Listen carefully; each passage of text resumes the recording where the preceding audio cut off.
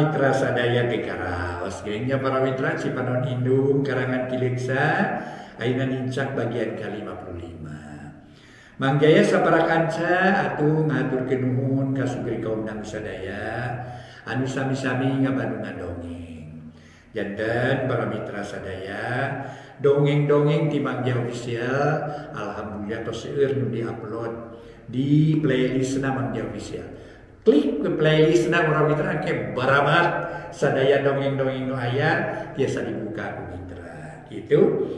Di antarana aya carios nyambung judulna Panjiwanara anu mana para mitra jumlahna aya 60 episode sareng lodaya sakembaran para mitra sadaya ieu para mitra 60 episode dua anak ge para mitra dongeng mangga nyangakeun lah eta mah naon teh ka mitra sadaya margi komplit dongeng Mangjaya para mitra aya dongeng silat aya dongeng iya para mitra guyon, aya dongeng drama para mitra keluarga, sareng sajamina. Margi para mitra ai dongeng para mitra aya naon teh rupi-rupi karosan Mangjaya bisa babaraha pengarang. Taktosna aya dongeng-dongeng munyung aya gitu. Tayina Cipanon Indung para mitra drama ieu warga bangga. Aduh nyangakeun bae carios nyambung karangan Kileksa dina bagian ke-55 nyaeta Cipanon Indung. Wilujeng ngadamukeun.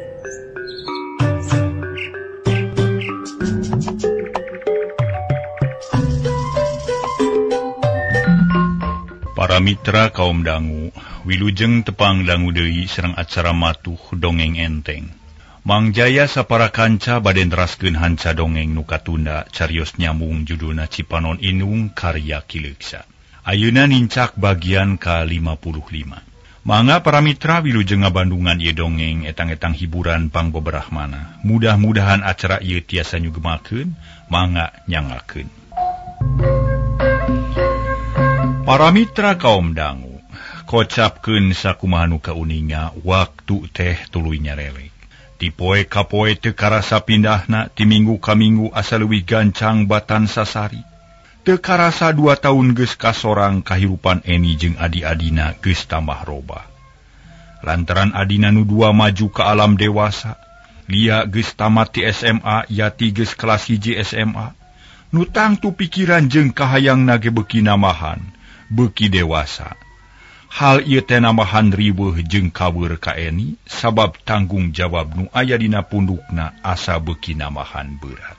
Kocapkeun dina hiji mangsa Lia balik ti kampus bareng jeung hiji lalaki nu gandang jeung pikaresepeun.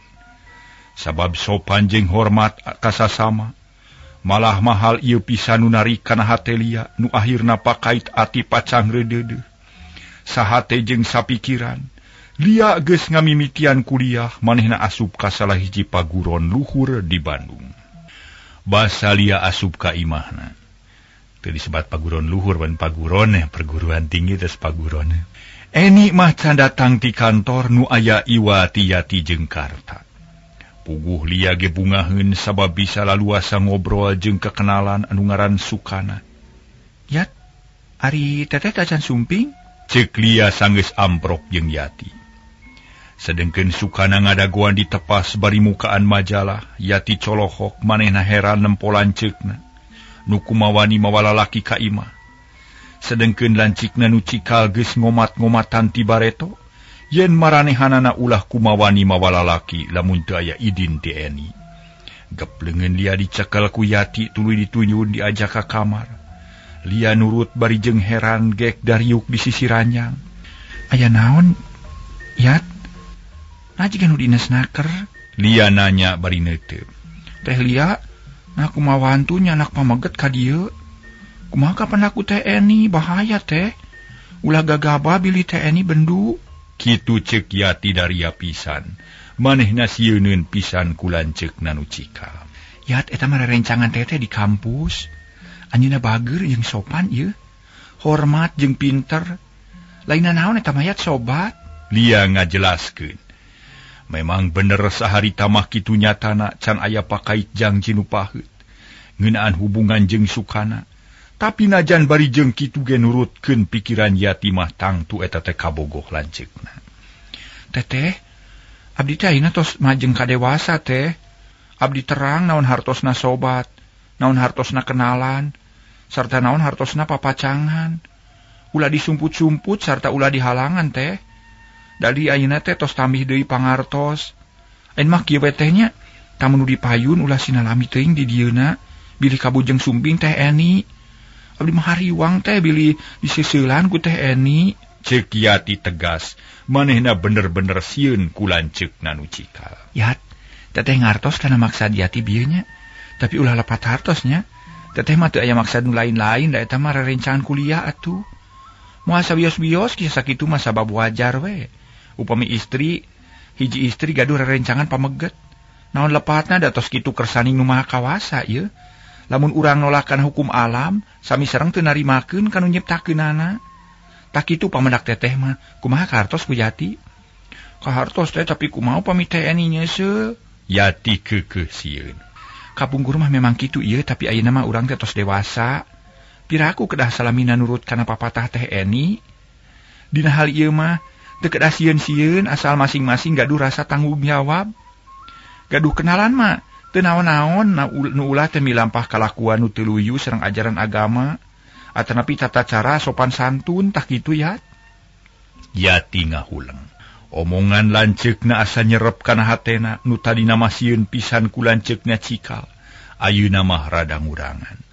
Sabab geus nyaho kana hak manehna, lila-lila pok Yati nyarita deui.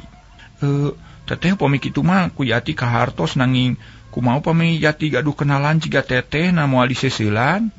Moal sabab urang teh jalmi normal. Piraku kedah nolak kahayang alam. Piraku moal narima kana pangasih ti pangeran. Silih pika meumeut, silih pika asih jeung papada manusa. Hiji pagawean nu hade. Mun urang mawana hade, hasilna ge bakal hade. Pikeun nyegah kasalahan jeung kanyerian hate mah lain ku jalan misahkeun awewe jeung lalaki. Tapi kudu bisa ngaji diri mawa awak. Kudu nyaho kana hak jeung kewajiban. Jauhan lalampahan salah, dekeutan sifat nu hade jeung dipikarido ku Allah. Laksanakeun parentah Allah. Tinggalkeun naon-naon nu dilarang ku anjeunna. Tah nu kitu takwa disebatna. Upami jalma parantos takwa moal milampah salah, moal ragrag kana jurang kahinaan, moal nyurang katunggaraan, nu diakibatkeun ku kalakuan sorangan. Tah ieu nu penting mayat. Ceuk Lia teu asa-asa nyaritana. Ngasupkeun pangaruh ka adina sangkan ulah katalimbang jeung ulah heureut pikiran. Tapi lain hartina nitah ngalawan kalanceukna nu cikal. Ieu mah mere panangan sangkan Yati boga pamadegan sorangan, ulah gumantung teuing kanulian da geus dewasa. Upami diemut-emut mah leresnya tetehnya nu penting mah asal terang we kana wates, ulah kamalinaan sareng ulah ngalajur nafsu. Abdi mah emut kana pepeling ti guru agama di sakola ge, akur sareng pamendak teteh. Upami kitu mah abdi ge lah tiasa kenalan sareng jajakannya tetehnya. Cek Yati bari seuri paromana marahmai. Tiasa Yat pek wae da moal matak naon-naon. Ngan kade sing bisa ngajaga diri ulah babari ka Allah. Jeung kudu kenalan dina jalan hade. Atuh sajabati kitu kade ulah lepat paham. Teteh mah mere panangan kitu sotenan lain hartina nitah ngalawan ka teh Eni. Ieu mah mere pituduh ka Yati sangkan ngarti kana hak jeung kewajiban pribadi. Yati boga hak pikeun nangtukeun jalan hirup sorangan, tapi oge boga kewajiban pikeun ngahormat ka sepuh. Nyatana indung jeung bapa. Ayeuna indung jeung bapa teu aya, gagantina teh Eni. Jadi ka teh Eni mah tetep we kudu hormat jeung taat sarta satia. Sabab eta teh sepuh urang nu perlu dihormat, tak kitu Yati. Ceuk Lia beuki pinter nyaritana. Manehna oge milu tanggung jawab pikeun ngabingbing Yati adina. Nuhun atuh teh katampi sareng kahartos pisan. Margi kahartos ayeuna mah yen urang teh kedah tiasa mikiran nasibnya tetehnya. Sareng mikiran pilampaheun, ulah gumantung ka batur. Buktosna urang dicare ku teh Eni, teu keing kenalan sareng pameget sedengkeun teh Eni sorangan sok sering sasarangan sareng Kang Ridwan. Pandai teh liciknya tetehnya. Ih, sanes kitu Yat ulah sok sirih ka teh Eni ieu. Sabab teh Eni mah tos ageng, tos dewasa, tos mangsana sasarangan sareng pameget. Margi sakolana tos beres, yuswana tos cekap. Sareng tos mangsana najan kagungan caroge-oge. Pan untung kanggo urang, upami Kang Ridwan mah tiasa nyuhunkeun jajan, tiasa nyuhunkeun nasehat. Upami aya kararepet teh, tak kumargi kitu ulah siri ka Teh Eni nya. Da memang tos kitu kedahna. Teh Eni mah nyare kenalan sareng pameget sotenan, upami urang teu acan dewasa sarta teu acan tamat sakola. Bilih ngaganggu kana diajar, tak kitu maksud Teh Eni mah. Ceuk Lia bari pepeta ngabelaan kalanceukna bisi dianggap salah ku Yati. Oh kitu, atur nuhun tu teteh. Nanging ari nu dipayun saha? Urang mana kawitna teh sakelas sareng teteh atanapi henteu? Yati panasaran, hayang nyaho ka babaturan Lia. Jenengan nama Kang Sukana kawitna ti Sukabumi. Anjeunna henteu sakelas sareng teteh margi tos tingkat 3 anjeunna mah. Sareng tos ngadamel di perusahaan swasta. Tak kitu Yat? Ceuk Lia bangun reueus. Nuhun atuh teteh abdi ngiring bingah sugan we aya nu mantuan kana kasesah Yati. Pami Yati nuju aya kararepet kumaha pun bade nepangan moal naon-naon hoyong kenal wae. Teu naon-naon yuk urang katepas yuk. Bari sakalian nyanak cai teh, pami aya mah sareng kuehna sok. Ceuk Lia bari tuluy nangtung. Leos katepas pangheulana ari Yati ka dapur heula nepungan karto. Menta susuguh keur nyuguhan Sukana. Heuleut sawatara waktu Lia jeung Yati geus diuk nyang hareup Sukana. Sabada silih kenalkeun, perung ngobrol ngaler ngidul meuni sagala dicaritakeun. Tetela Sukana leuwih pinter dina gaulna, sabab kakara tepung sakali geus loba pisan, geus loma pisan teu jiga-jiga anyar pinanggih. Tapi kaayaan anu pikabungaheun teh ngadak-ngadak robah mata kariwang sabab teu kanyahoan. Eni geus datang ka kara turun tina motor Ridwan. Ridwan teu nyimpang tuluy balik ka imahna.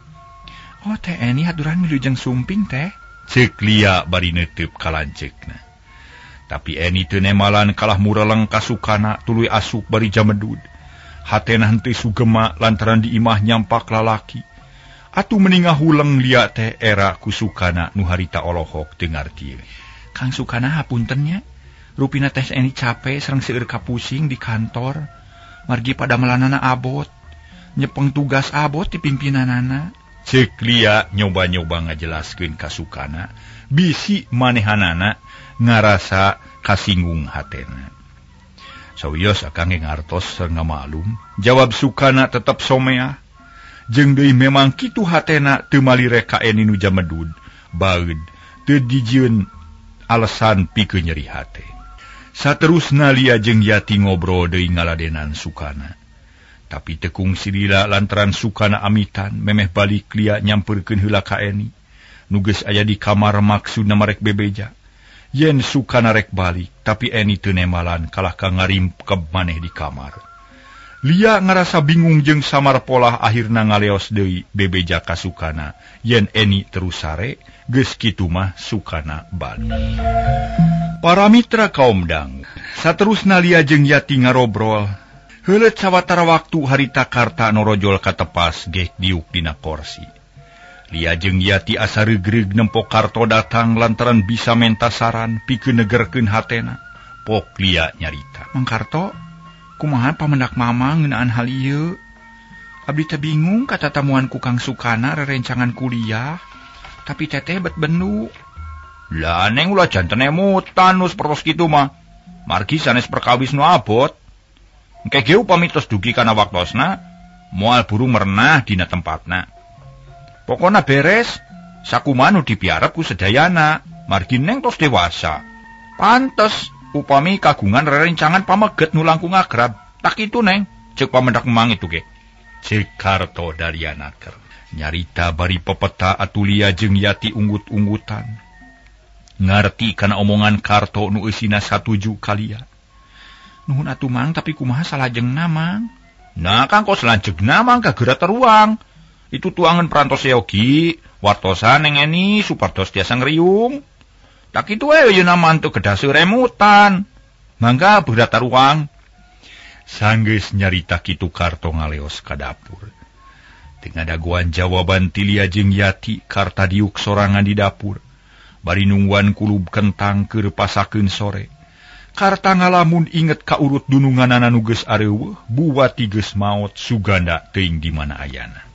Untung keneh bisa keneh katulungan barudak teh mun henteu wah buah kumaha jadina. Lantaran awewe bungkul taya nu ngasuhna ye. Neng Eni jiga nu berat ka indungna, malah sifat-sifatna ge rek turun ka manehna. Sabab geus bukti imah ieu dikawasa ku Neng Eni. Adi-adina kudu nurut sakabeh aturanana.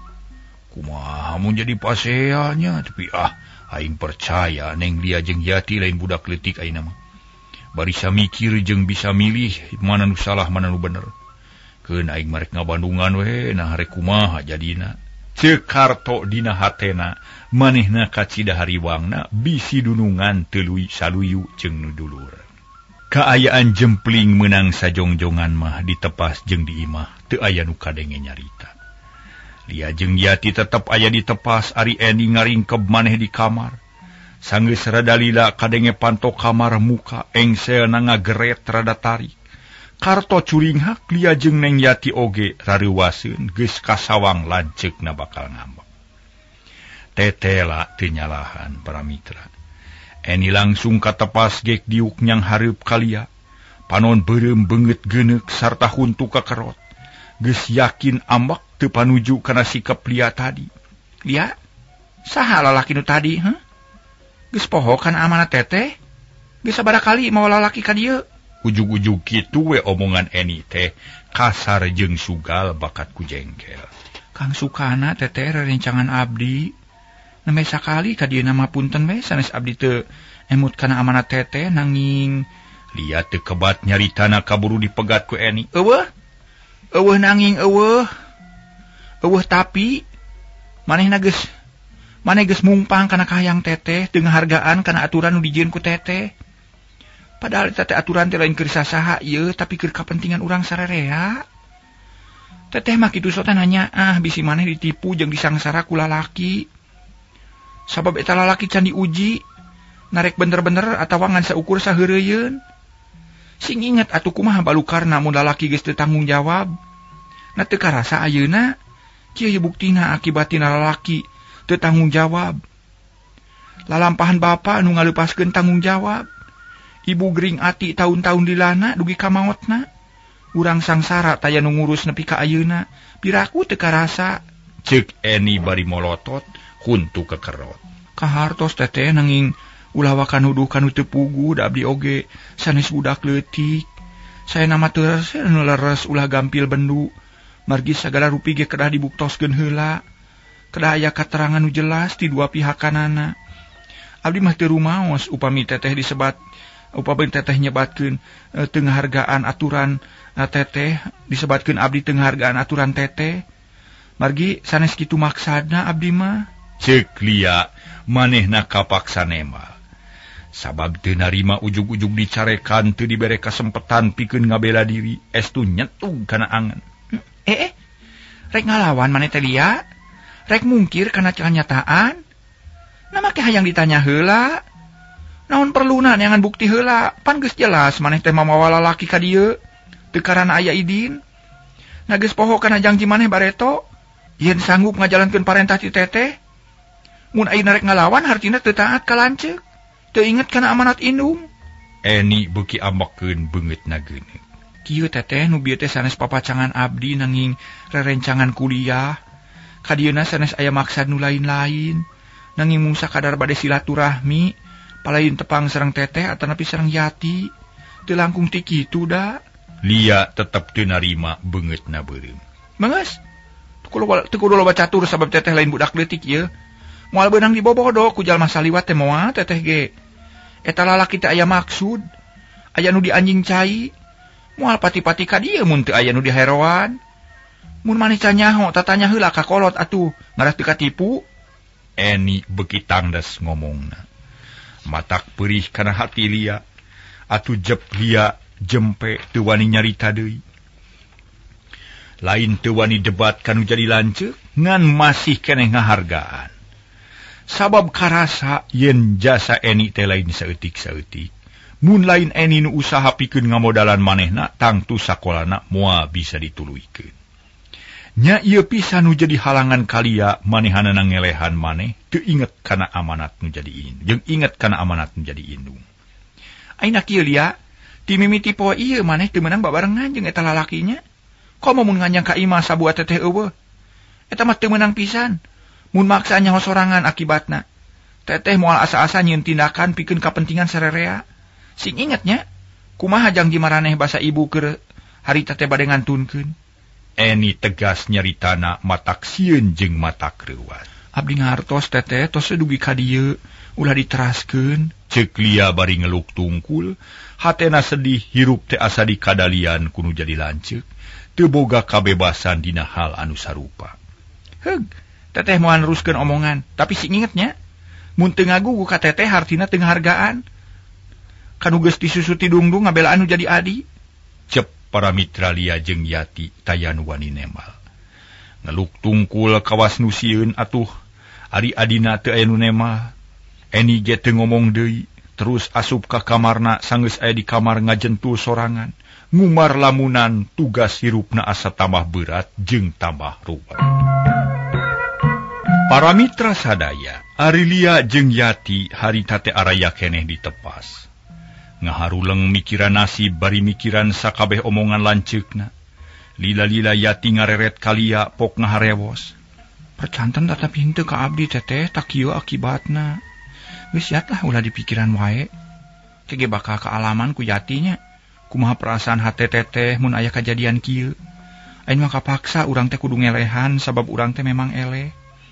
Teh Eni geus usaha satekah polah pikeun ngamodalan urang. Nu matak urang kudu taat ka anjeunna. Ceuk lia manehna teu boleh mepelingan ka adina. Sangkan satia satuhu kalanceuk nu panggedena.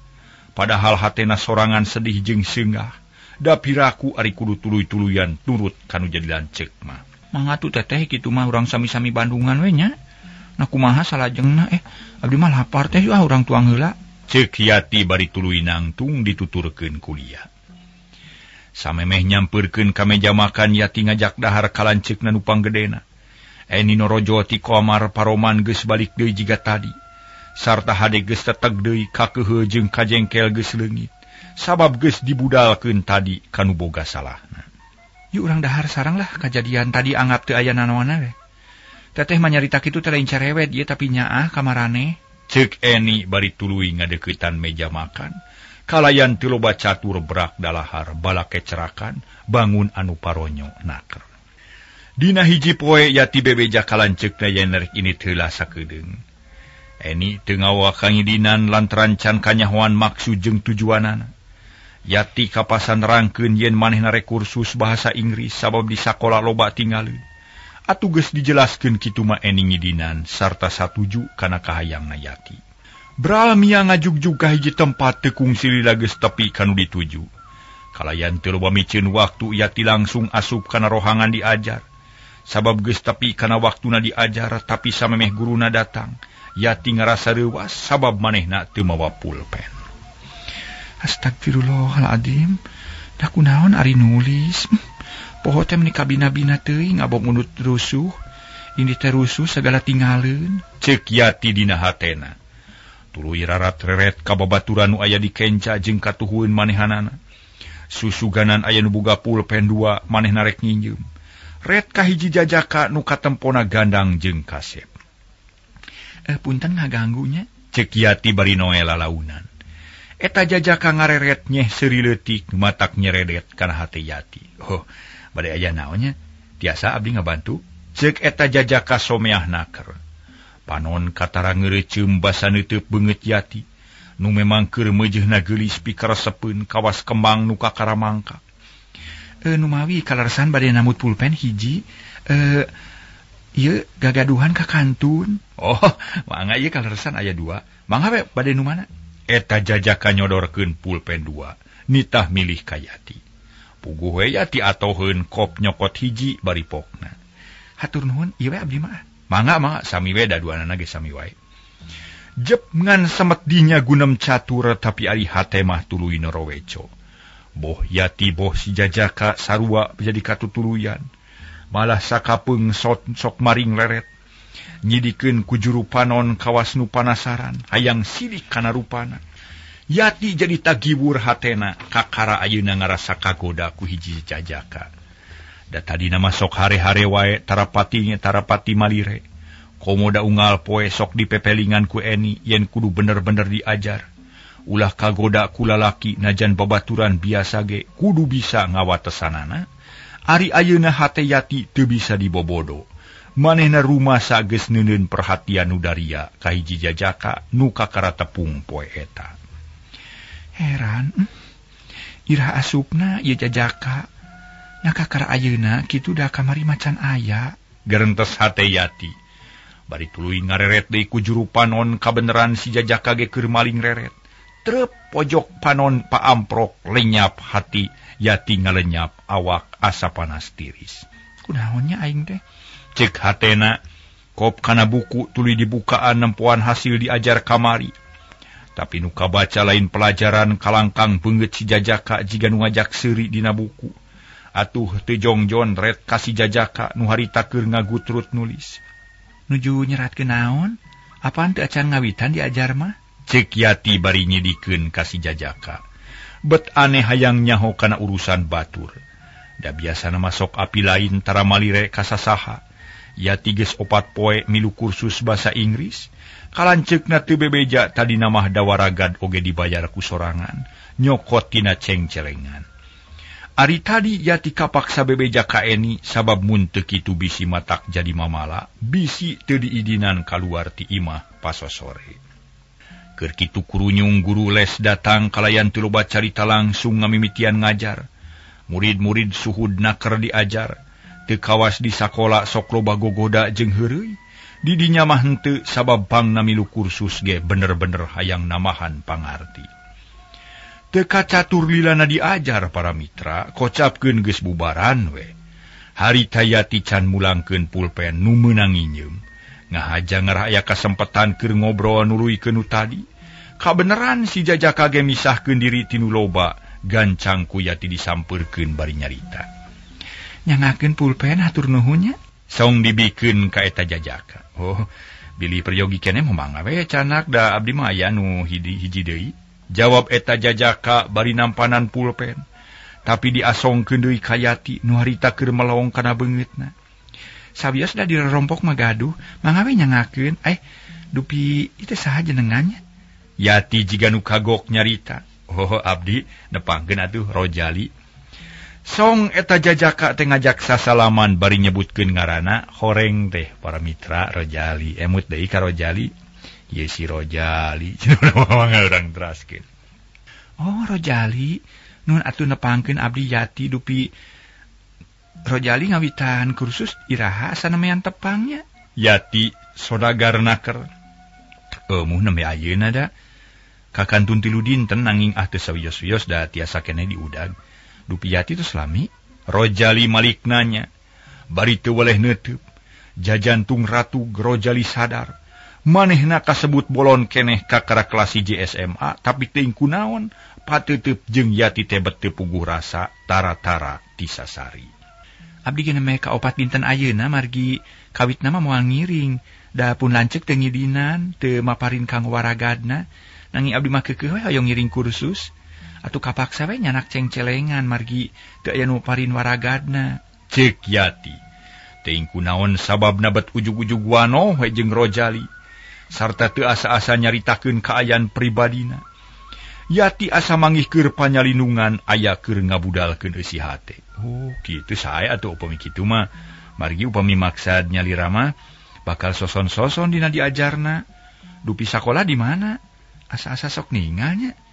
Rojali neuteub leuwih seukeut. Manehna asa-asa kawas nu apal kana keurutan beungeut. Nu matak ti tadi keneh ge mindeng ngareretan ka Yati. Sakola di SMA Jalan Belitung neme kelas 1. SMA Belitung? Atuh sami sareng abdi. Sami kelas 1 dupi Yati kelas 1 naon? Rojali meniti sirikna surak hatena ngarasa bunga sabab tepung jeung babaturan sasakola. Kitu deui Yati hatena regreg. Para mitra.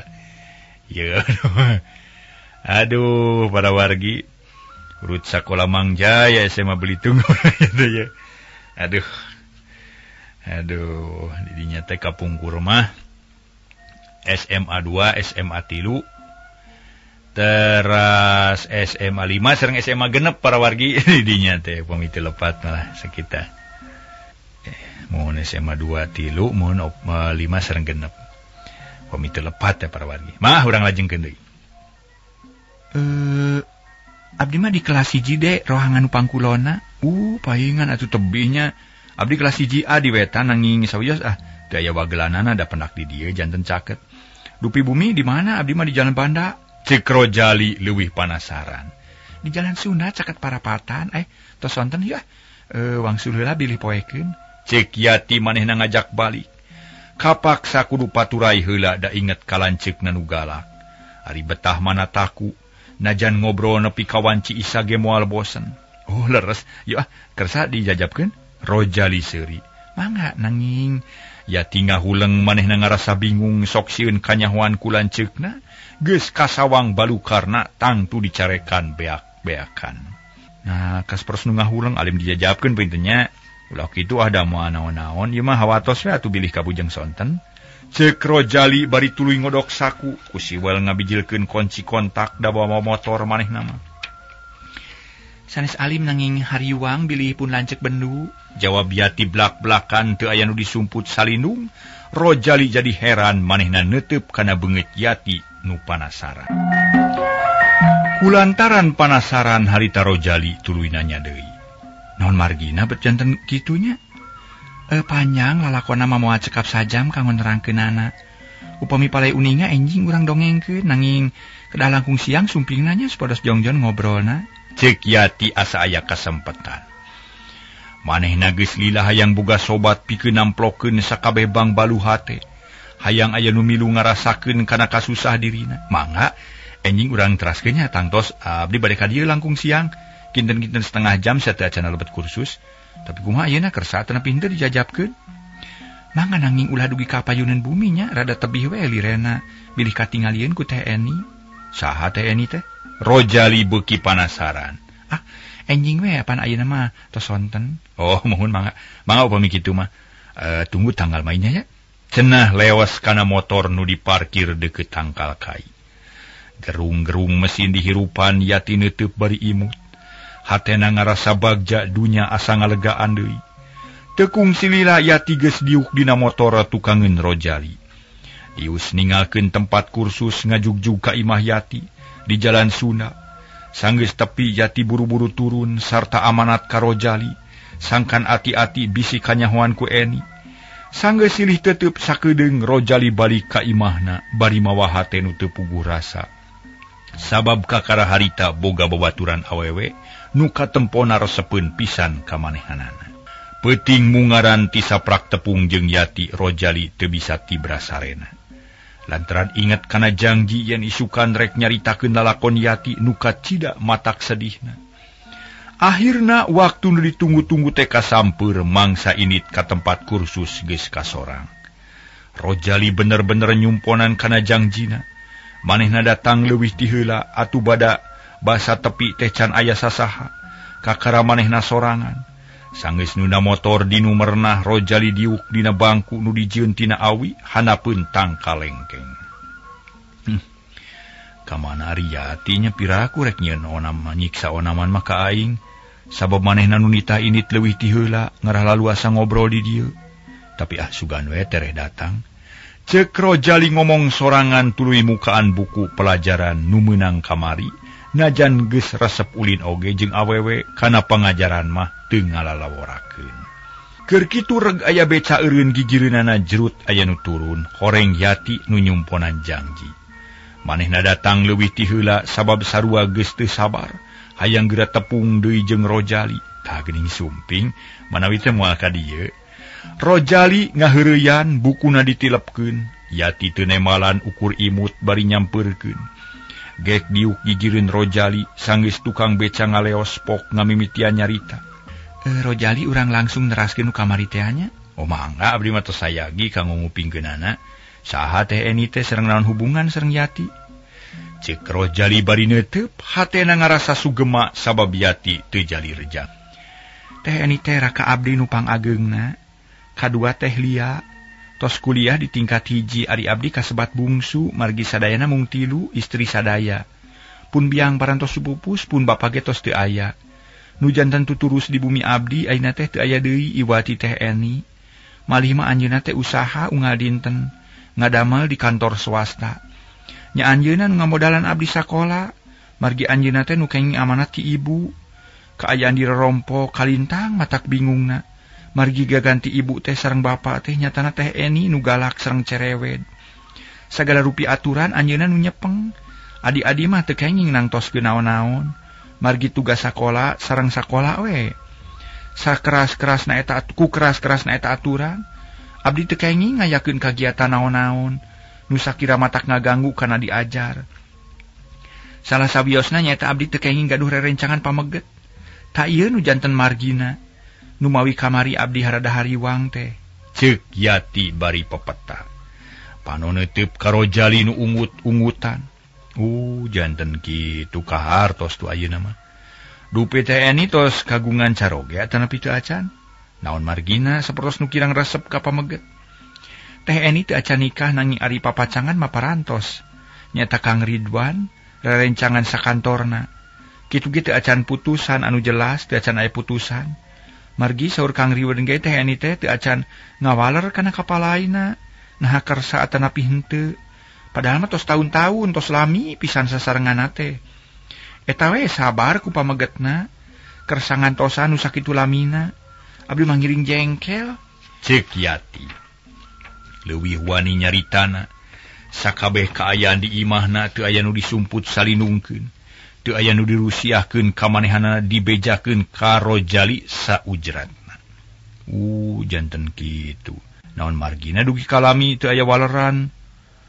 Margi moal kitu atanapi aya sababna. Rojali beuki panasaran hayang nyaho. Nu leuwih loba kana kaayaan kahirupan Yati jeung nu jadi lanceukna. Waktosna para mitra kabujeng seep.